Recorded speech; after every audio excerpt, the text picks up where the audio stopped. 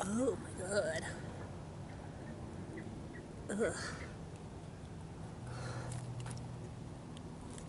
Oh, poor guy. Never had a chance. Oh, poor Reaper. Covered with bug guts. Oh god. Hey everybody. So, made it through San Antonio today. Oh god, what a day it's been. What a day it's been. Yeah, so when I left the RV park that I was at this morning, I ended up getting about part the way through San Antonio and had to get off the interstate to get some gas and check the map and blah blah blah blah blah. So anyway, while I was driving around, I ended up getting kind of turned around and lost because the ramp I wanted to use to get back onto I-10 West was blocked off for construction, just like everything else in Texas. I don't know how anybody gets anywhere in this fucking place, but anyhow. Uh-oh, fussy toddler. I'm gonna go over here so they don't think I'm filming them. God, now I can't see anything. But yeah, so, I was in San Antonio, so I pulled over to church to do a map check.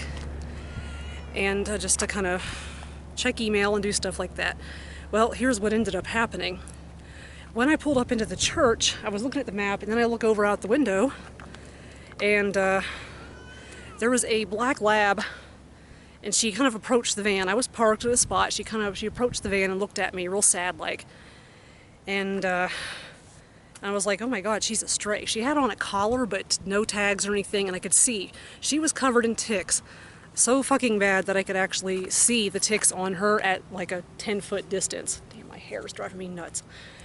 So I was gonna just drive off like, I don't have time for this crap or whatever. I would love to help this poor little dog, but I don't have time. And then my conscience got the better of me, so I left the van running. I got out and just kind of like checked her out, sweet little black lab. She wouldn't really let me get close to her.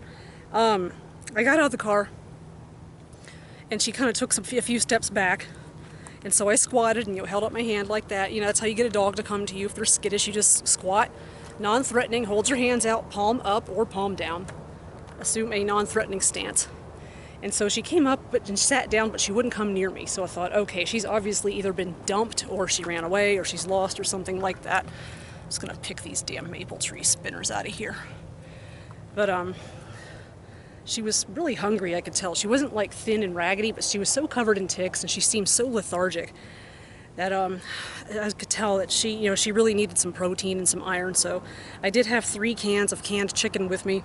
So I got out a paper plate and got out a can of chicken, dumped it on the plate and put it in front of her, and she ate it. And so I thought, well, if she's eating and she's hungry, this is a chance to do something for her. So I got into my vitamins and pulled out my my bottle of iron pills, and crushed a couple of them up and squished them into the second can of chicken.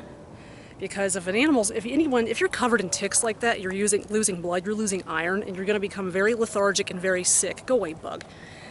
So she ate that, and so then I got out my black Halloween bowl that I've been using to wash my clothes and dishes in, and rinsed it out really good, and pumped some water into it for her and set it down. She didn't want the water. It was so weird.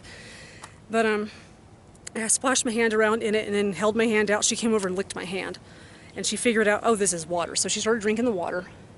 And she ate the 3rd can of chicken. And so my first impulse, I got on the phone. I wanted to get her into the car so I could take her to a shelter or take her someplace that does rescue. And there were plenty of places in San Antonio, but she would not let me pick her up, or she would not get near the car. I tried to coax her into the van with some of the chicken. She wasn't having it. Also, the other issue is, even if I got her in the car, I would risk having fleas and other things getting into my car in the van, which you do not want that living in a van, because when you get fleas in a van, it's not like having fleas in a house. You can't just call an exterminator, or you can't just bomb, because it's such a small living space, and there's so many little nooks and crannies and stuff that you'd have to cover to get into to get rid of the fleas. So I figured the best thing to do would make a phone call to a shelter, so I did. I called several shelters in San Antonio. Only one of them actually answered the phone. And a very nice lady, girl lady named Stacy answered, and I told her what was going on. I was like, yeah, I'm not from here. I pulled over at this church to check my map and whatnot, and here, this dog is here, and she's covered in ticks, and she looks really sick. She's scared, and I don't know what to do. I said, I can't bring her to you, but I can't take her with me either. And so I said, somebody please come get this poor dog. And I could tell that somebody had been doing something cruel to this dog. She'd probably been lost for a while or had been dumped some time ago. And yes, she was so skittish. I could tell that no one had shown her actual kindness in a long time. But yeah, after I got off the phone, the lady on the phone, Stacy, said that she was going to call, oh God, my nose is running, call animal control and get someone to swing by and get her, which I'm going to call them tomorrow and make sure somebody did in fact go get her. Just to follow up and follow through, you know. But anyhow, I sat with her for a little while, and she actually came all the way up to me and let me pet her on the face, and she licked my hand, which I was a little shocked at that, anyway, the rest of the story in a nutshell, I had to leave. I couldn't sit because I was already running hours behind because I got lost in San Antonio and dealing with bad traffic, and so I had to be where I am right now by a certain time. I wanted to get here, you know, afternoon, early evening, before the sun goes down so I can set everything up. But yeah, actually, I was getting in the car, and she followed me around to the driver's side and was looking at me really sad, like, where are you going? Why are you leaving me? And I felt so horrible. Actually, I'm probably going to burst into tears any second right now just talking about this. But I shut the driver's side door. I loved on her for a few minutes, and I got in and shut the door. And she followed me up to the driver's side door and was just looking at me, and I was just like, oh my God. You know, and I was like, you know, I had tried to get her in the car, and I'm sure if I got out and tried again, she probably would have resisted me again, and I didn't have any more food for her. The only thing I had left was stuff that dogs are not supposed to have, like chocolate and chips and things like that. I had run out of beef jerky, otherwise I would have given her some beef jerky or something. And it did occur to me to find a pet store and buy dog food and bring it to her, but then by the time I did all that, somebody probably would have shown up to get her anyway. So I did take her picture, which I will put that at the very end of this video. I kind of wish I would have gotten out my camera and filmed her some, and hopefully maybe, you know, somebody in San Antonio area would see the video and think, oh, you know, maybe what shelter is she at? I'll go adopt her. But honestly, filming her was the last thing on my damn mind.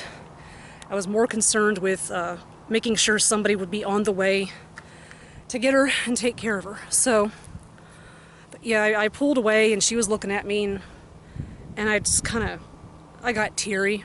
Let's just say that, as I drove away, and I still feel really bad about it. So, but I left my Halloween candy bowl with her, full of water. I don't give away my Halloween stuff. I mean, I don't know how well you guys know me and Halloween, but I pull out all the stops for Halloween. I don't give away Halloween stuff. I do Halloween really big every year. So if I leave my Halloween stuff with a dog, that's I guess that's a big deal. I don't know. Well, hopefully whoever comes and gets her doesn't throw away the bowl. But yeah, I'm gonna call that same shelter tomorrow and follow up. But anyway, so this video is getting kind of long. Just real quick, I'm going to talk about Reaper and the dirt situation, as I'm going to call it, the dirt situation. So, in order to get where I am now, I'm at an RV park called Saddleback Mountain RV Park. The closest town is Balmaria, Texas. I don't know, Balmaria, Texas. It's a couple hundred miles past Sonora in Ozonia. I don't fucking know. Anyhow, yeah, so when I got the exit ramp today. Oh wait, let me back up and tell you something else that happened today. So I pulled off of a scenic, like, picnic area, a little stop where you can stop and park for a couple hours, stretch your legs, rest, do all that shit. And so I get out of the van so I can walk around, just walking a few circles around the van and what have you. And I get out and I lock the doors and I'm walking away and I hear this noise like, it was real quick like that, and I kid you not, it sounded like a goddamn blowtorch. So, my arm's getting tired. And it was coming from my car, like the underside of my car. And I was like, oh my God, what's about to happen? Because I backed up immediately. I was like, is my car about to explode? What the fuck is going on? And, you know, and so I just waited, and then it made the noise again. And then I was getting really upset. So I thought, okay, I'm not going to accomplish anything standing here being afraid of the car blowing up. If it blows up, it blows up. And, you know, so I went ahead and unlocked it and got back in and started it up. And the temperature gauge was fine. Everything was fine except the check engine light came on. And I thought, oh my God, here we fucking go. So I got out my code reader. I'm going to show you guys this thing real quick. A code reader is this little thing. It's looks kind of like a snake head relay attachment that you find inside of cars. But here's the thing. Here it is right here. Hang on here.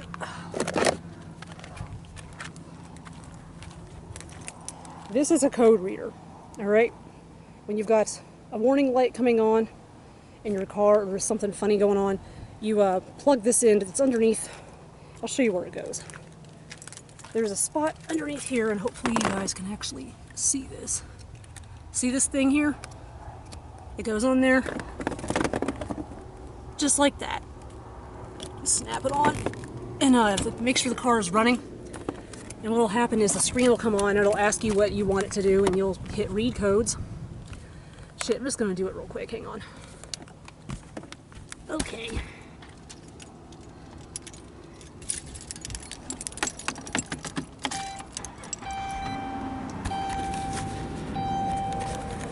Alright, so, yeah, shut up. Okay, see, that's the tire pressure sensor has gone bad, and the check engine light is not currently on, so it's not going to show a code, I don't think, because what it was is something that will come and go as a car ages. It's an issue with the catalytic converter, and when it's first starting to go bad, the check engine light will come on and come off as it's changing its how well it's performing. So anyhow, how did you... Okay, I pushed the thing. Anyway. Alright, so quick demonstration. Alright, car's running. There's the male end, and here's the female end, as it's called in the industry. So we're just going to stick him other way. Right up in there. Okay. Alright, so now here's what we've got. So it's going to ask you what you want to do. Okay.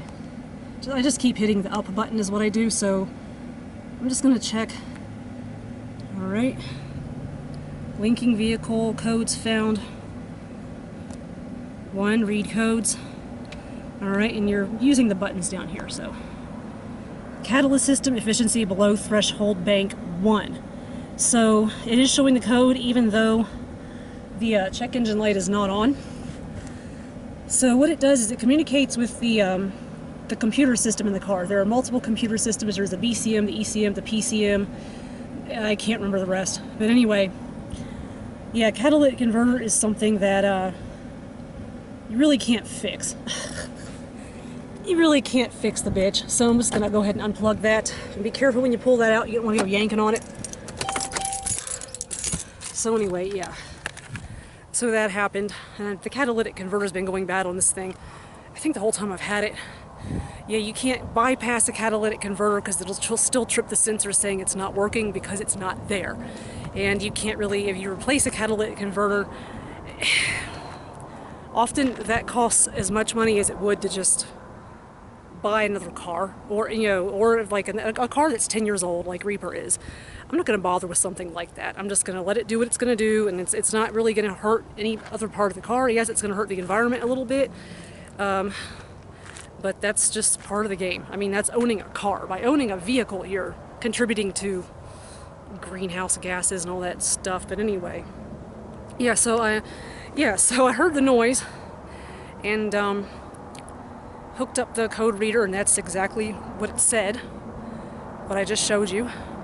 And so I started flipping out just a little bit, turned the car off, and of course the first thing I did was I called the boyfriend, my mechanic, who I've started a relationship with, and he didn't answer. But anyway, he was busy, so we talked on the phone a little while ago, and I told him what was going on, and he said, well, is the car having any symptoms other than just that weird noise? And I said, no, it's driving fine, the temperature's fine, no shaking, No stalling, no stuttering, no nothing. It's perfectly fine, just that weird noise. And he said it was probably just purging some pressure. Nothing big there, or just a temperature change issue. And he said, it's not, the catalytic converter going bad is nothing really to worry about. It's not going to make the car break down. It's just going to be a nuisance when the check engine light comes on.